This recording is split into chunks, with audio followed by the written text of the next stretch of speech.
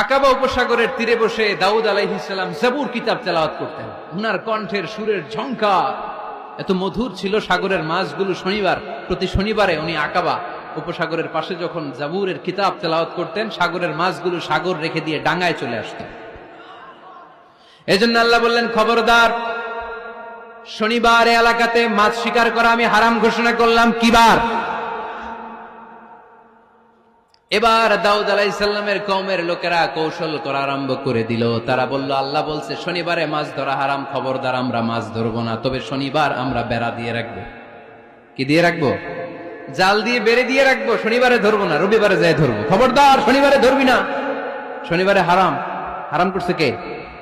তো মাছগুলো যখন তেলাওয়াত করতে আসতো, এরা জাল দিয়ে বেড়ে দিয়ে রাখতো চারদিকে। শনিবারে ধরতো না, কারণ হারাম। কারণ কি? বেড়ে দিয়ে রাখতো, রবিবারে যে ধরতো। আল্লাহ কি এটা বুঝাইছে? আল্লাহ বুঝাইছে শনিবারে যত